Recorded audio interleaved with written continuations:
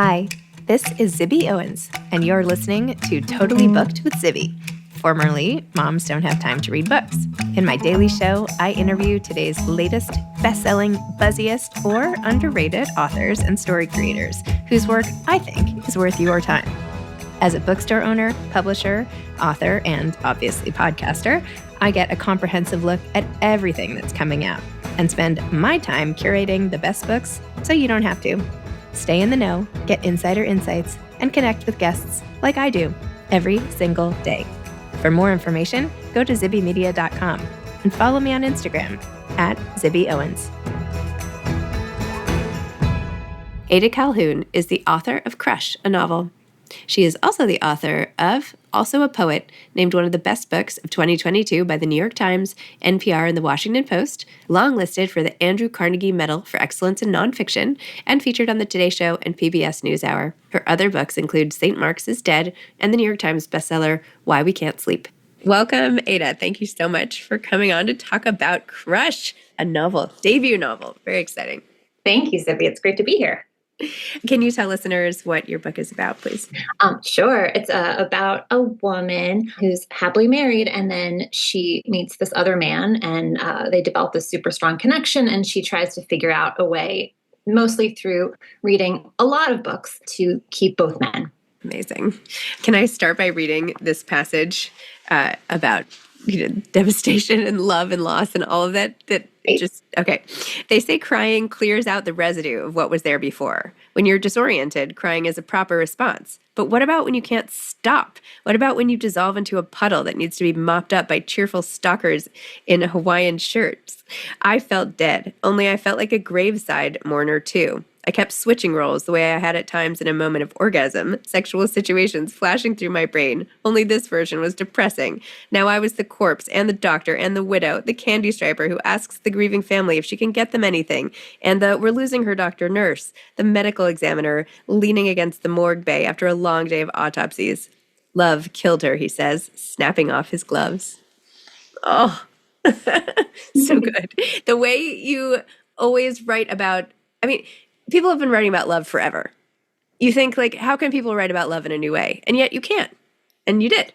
Well, yeah, when I was trying to work on the book, I tried to read everything I could, going way back and trying to find historical books and things from different cultures talking about love. And it is kind of amazing to me how everybody has been trying to figure this out for a very long time. And it is so unruly and it is so surprising to every one of us individually and to every culture.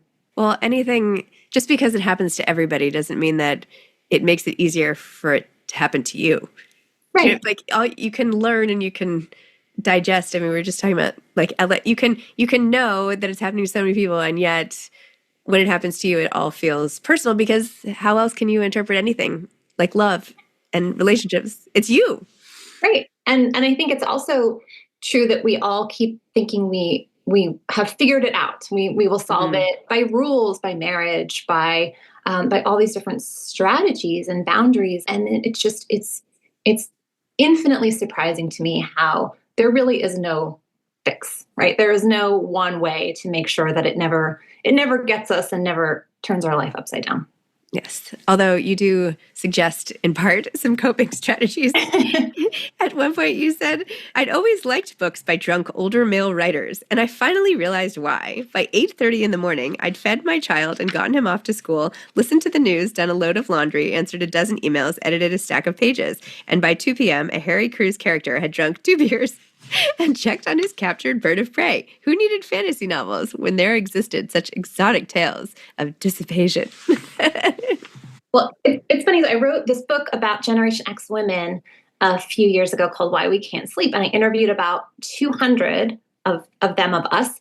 And there was this consistency of effort, right? Of working super hard, of trying to be this good girl and all things to all people, and pushing down desire and pushing down one's own needs in favor of other people's.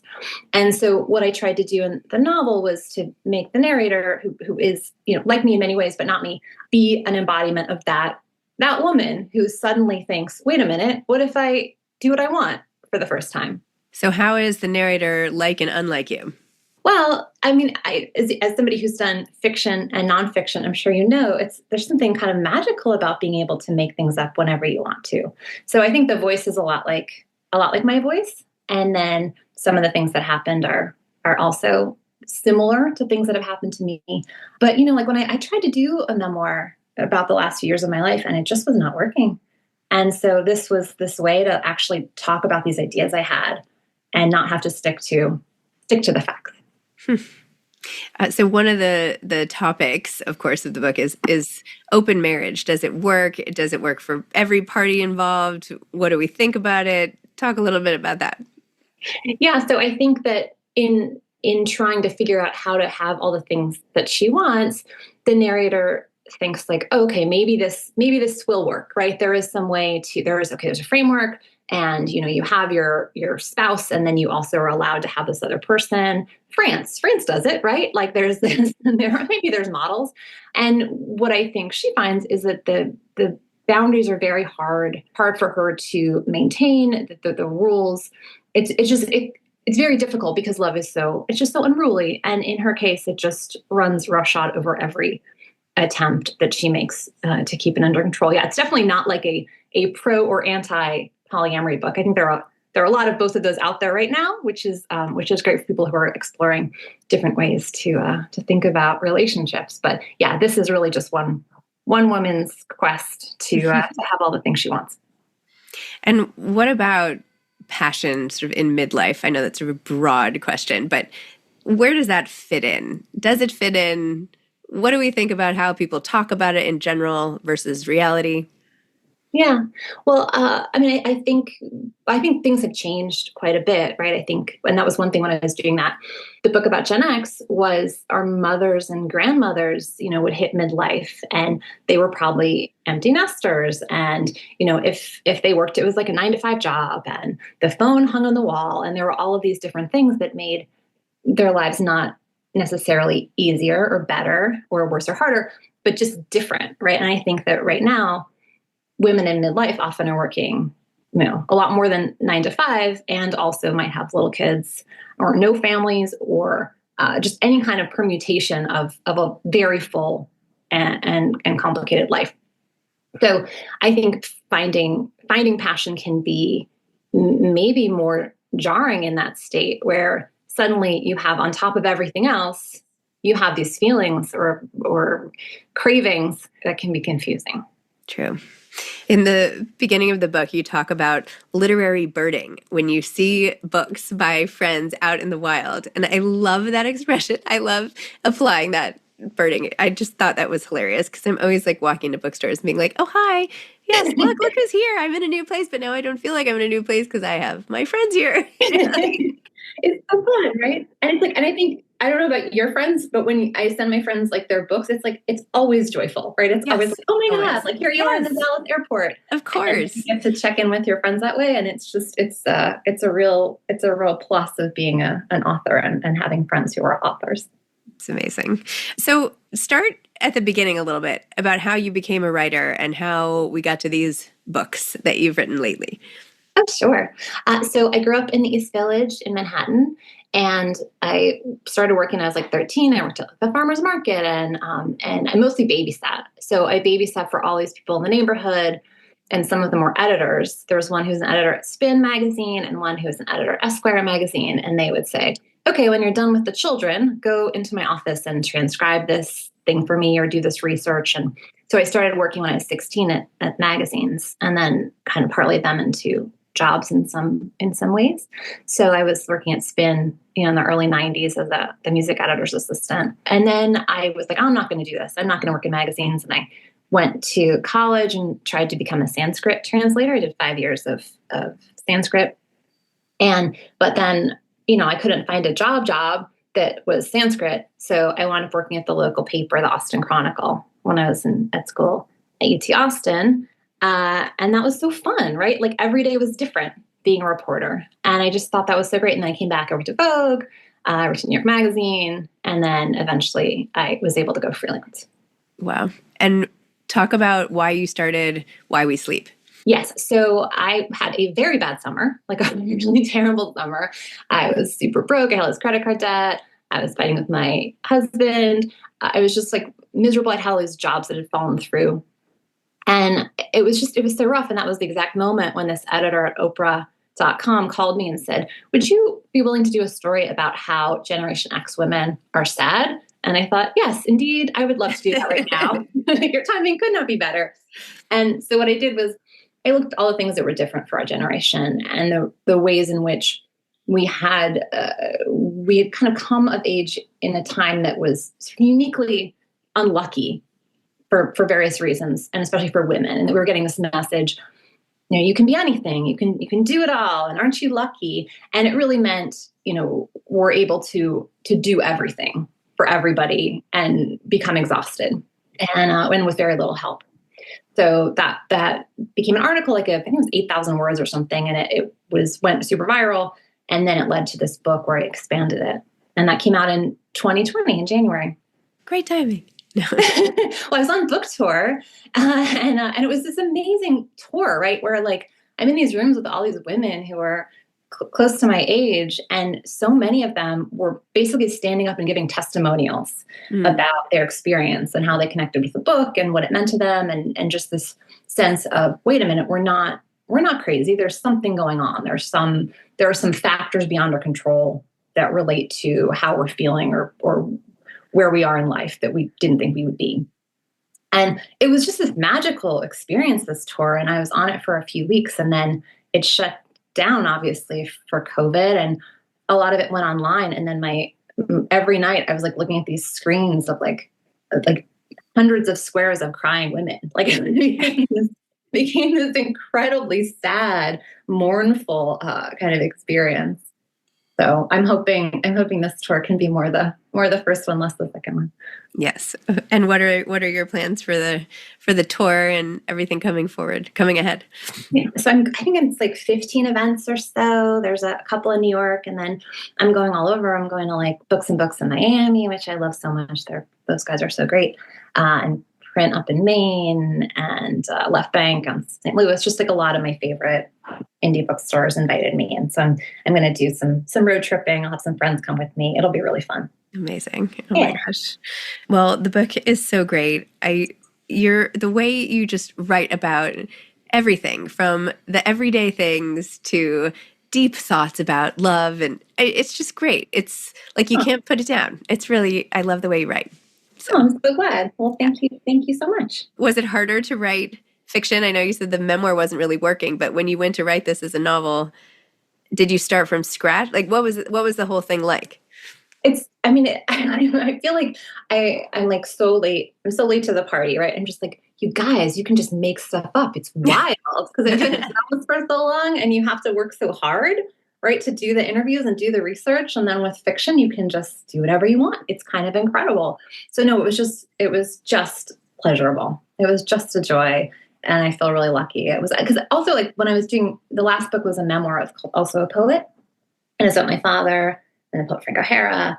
And I was writing it while I was living it, and I kept trying to make everyone do things that would be good for the book, right? I'd be like, okay, now you're really nice to me. And then I have a happy scene to end the book with where you just say lovely things, and then it's over. And nobody would do it, right? Nobody would act how I wanted them to act. And then doing fiction, right? You can make everybody do what you want. It's just magical. Yeah. And we talk more about that book as well. Oh, sure. So that book, which came out in 2022, what happened was I found all these cassette tapes that my father had made. There were interviews with the poet Frank O'Hara's friends. He died in 1966, Frank O'Hara. And then in 1976, when I was a baby, my father was supposed to be the biographer. And so we'd made all these tapes of these interviews, and then he hadn't finished the book. And I couldn't believe it. I mean, he had 40 hours of material. And so my day job is I ghostwrite. And a lot of times you get a dozen hours maybe, right? And sometimes a lot less to write a whole book. And I was like, how did you not finish this? It's crazy. And then I was like, I will finish it for you. I will magnanimously show up with all my skills, and I will do this for you. And he was like, okay, whatever. And I thought I was going to knock it out, and it would be such a great relationship builder for us, because we'd always had a sort of strained relationship, and it would be so good. And then it wound up being really, really hard on all kind of levels. And then it became like a memoir about my dad and me.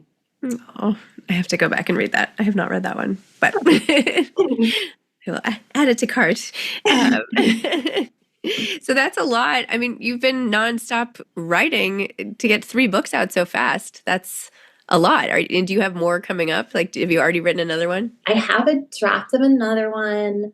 I'm trying. So nothing has been very strategic, and everything has been in a different part of the bookstore, right? So like, memoir and essays, and then like women's studies. And my first book was called St. Mark's is Dead, The Many Lives of America's Hippest Street, which is like a 400-year history of the street I grew up on in the East Village. And so, yeah, they've all been different. And so I'm always working on at least 1 or 2 things. And I think the next one might be a novel, but I don't know. I'm still trying to figure it out. That's exciting. And where do you like to write? So I'm in my office right now. So I'm here maybe half the time, and then half the time at the New York Public Library, which has been so good to me. I love librarians and libraries so much, and eternally in their debt. Oh, I love that. That's amazing. Are there any genres you particularly like to read? I know you write all kinds, but are there any authors you're obsessed with, or just books that, I don't know, have meant a lot to you? So Sigrid Nunez, I think she's brilliant. And Emmanuel Carrere, I'm reading B13 now. Have you done this one? I haven't, no. I just think he's a genius. I've been reading Annie Baker plays. Do you know her? I'm sort of like, I used to be a theater listings editor at New York Magazine, and one of my good friends is a Times arts writer, and so we go see a lot of plays, and he's taken me every time there's an Annie Baker play, he has to take me. So yeah, I don't know, I blurb a lot, so I have a lot of like books coming out. There's this memoir, Destroy This House, I really enjoyed. Middle Spoon is a Viking book. Anyway, I just I piles of everything. I like philosophy and religion and fiction and memoir and histories. And how did you get drawn to Sanskrit? So I traveled alone when I was 18 for like 3 months through India. And it was kind of random. I got this sort of volunteer program thing in Bangladesh. And then I was like, well, I'm already over here. I might as well travel for a while. And I wound up working at Mother Teresa's mission in Calcutta. And then I just was like going on the road and took trains and ran around. And while I was there, I was like reading the Upanishads, and I was like, this is the best book that's ever been written in the history of the world. And I was like, wouldn't it be incredible to read it in the original? And then when I went to college, I first went to McGill in Montreal, and they had this incredible Sanskrit program. And so I just took it, and it was such a revelation. I'd done a lot of languages before, but it has more grammar than any other language. It's so sophisticated, the way the grammar works and all the things you can do with that language that you can't do in other languages. So I just did it for 5 years. I loved it so much. And I've taken it like again, I've tried to like refresh, where I went to the Indian consulate for a while and took classes there. But it's really hard if you're not doing it all the time to keep it up, unfortunately. I mean, I would imagine Sanskrit is hard, even if you're keeping it up. I mean, even if you're keeping it up, but it's really pleasurable. And during the pandemic, one of my friends I have a few Sanskritist friends still, and one of them, she and I we took a hymn and from the Vedas, and we did like a line every week. Like it would take us a whole week to do like a line and talk through it. It was a really fun way to pass the time. Oh, I love that. Wow. I mean, here's to creative interests, right? It's amazing.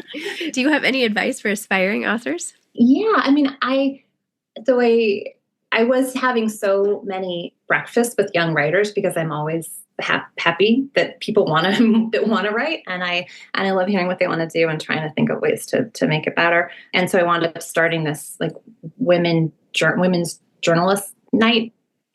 Journalist women. Anyway, we started this thing called Sob Sisters, a couple of friends of mine and I, where we have like, women who are starting out as writers, and then some who've like won a bunch of Pulitzers, and we all get together in a room and just support each other and help each other and talk through issues, talk through things we're excited about. And it's, so I think like finding a community like that for whatever kind of writing you're doing, whether it's fiction or poetry or history, and just getting people in an actual room together, it makes such a difference just to be around other people who know what you're you're doing or trying to do, because it's hard, right? It's like hard to do these things. And so it's good to be reminded that other people are trying to do it too.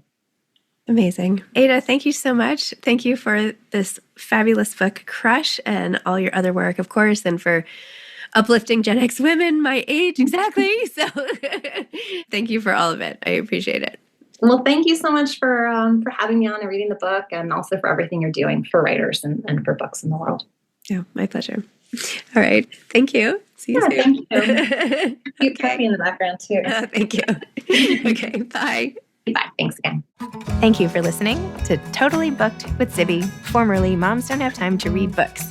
If you loved the show, tell a friend, leave a review, follow me on Instagram at Zibby Owens, and spread the word. Thanks so much. Oh, and buy the books.